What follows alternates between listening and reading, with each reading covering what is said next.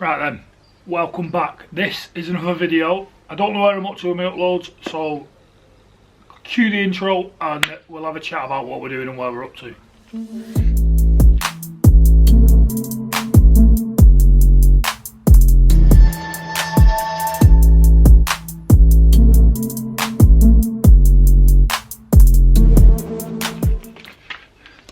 So, where I'm up to then is, one of the previous videos you see I redid the back brakes. I put disc pads and I also put on some new handbrake shoes, but what I didn't replace was the brake wear sensor. I managed to take the old one off and put it on the new pads, but ever since then I've had a warning light on the dash, and when I've run diagnostics it's talking about incorrect reading initialisation of the brakes. So I'm thinking that it's something to do with this wear pad, so this wear sensor. So what I've done is I've ordered a new one, nice and cheap, Euro car parts, and we're going to go from there.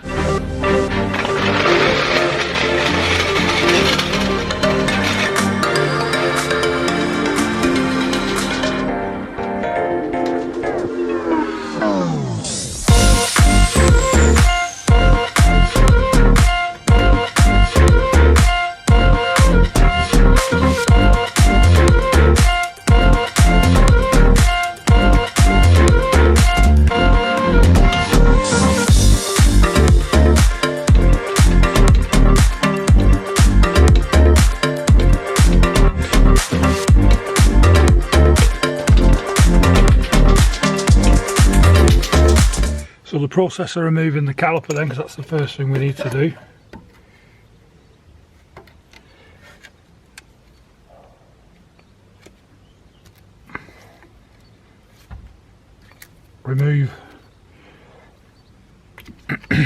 Remove these disclosed one at the top.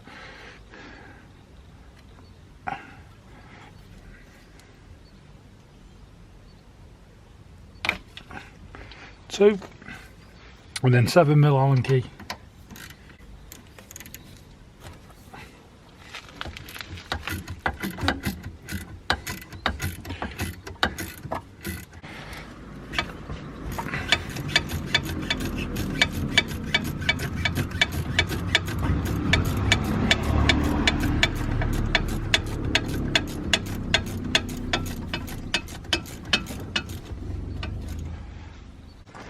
Remove this anti-rattle spring. Right, so double check these are free.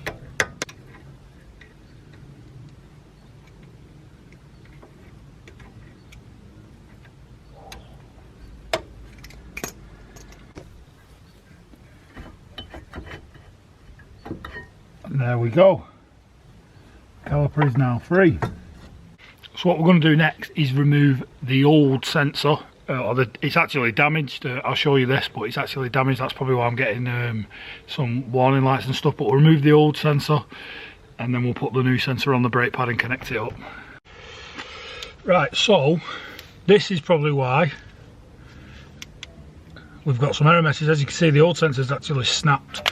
So it goes, it runs up this control arm. There's a clip here where my finger is. There's one at the top. It then runs round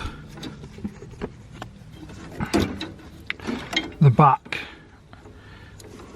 of the spring and then runs in behind this trim. So you have to take this 10mm plastic bolt off here. Oh, a bit muddy. You can see it connects just in there. I don't know where you can see that. Connects in there, it's the white one. So we're going to take this one off and then we'll lay the new one out where we need it to be. See that? So then it just, there's a release. So I should be able to press that. Let me get in there. And that's our old sensor removed. So this can go in the bin. We'll get our new one. Well, this is our new sensor. As you see, I've gone for a Padgid, same as the handbrake shoes, quite a good in between. So the first part then that we need to do is connect this, the brake pad, and that's where, because that's the bit that had snapped. In fact, what we'll do is, the first thing I'm going to do is I'm going to put it all in place where it needs to be, then I'm going to connect it up at either end. Once it's all connected up, I'll then switch the car on, reset any fault lights we've got, if we've still got some. Hopefully it might just go straight out with this being now in place, and then we'll go from there. So let's get it where it needs to be before we connect it up. So this is where we're up to. I passed it through. It's easier if you leave it off. And then the next thing I'm going to do is I need to connect that new sensor to the brake pad.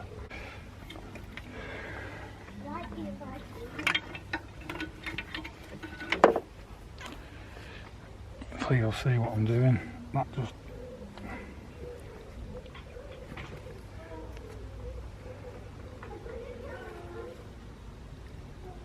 should just click. There we go. Like so. So it's just clicked on, bit of force. Feed that sensor back through the caliper. Like so. And then push your pad where it needs to be. You can then see your other pad.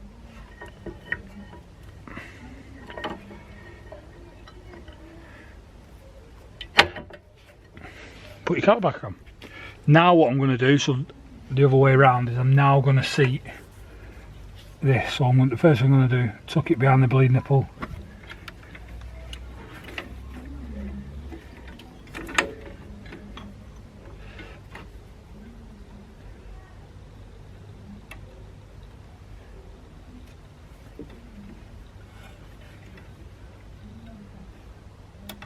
So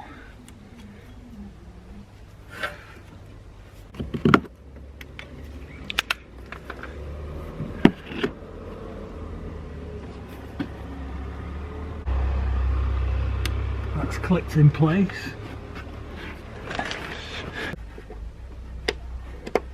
That's all clicked in place. Put my arch lining back and then just should claw all these clips, which are all now, nope, just this one. There we go, all secure. Get your 10mm plastic bolt.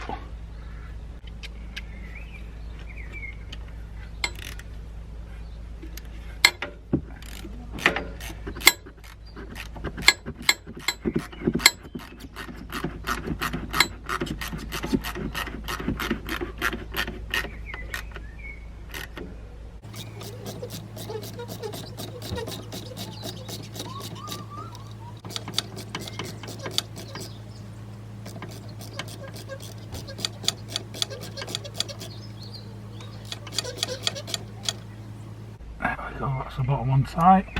Just nip the top one up. There we go. Our two dust covers. 1, 2, and the last thing, anti-rattle clip.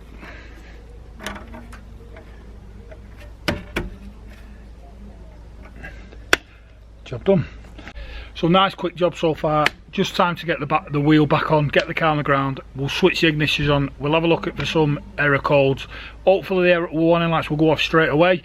If not, then we'll plug back in and see what we need to do.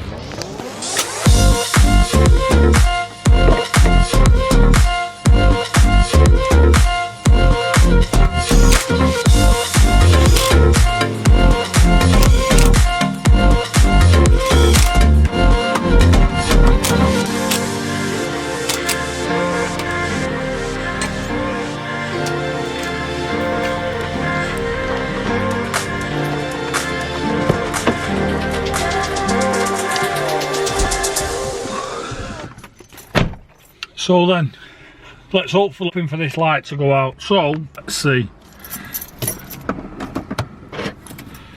So the light that was staying on is the handbrake light just there. That was staying on regardless of whether the handbrake was on or off. So let's start the car.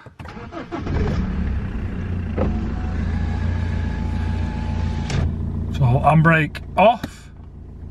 Come on! So the sensors fix the problem, so there you go. If you change your back brakes on your BMW, make sure you replace that sensor, because it sent mine a bit loopy. The car was having all kinds of warning lights and telling me to put it on a ramp. But yeah, we're going to go for a test drive. Once we've done a bit of a test drive, I'll pull over, we'll end this video here.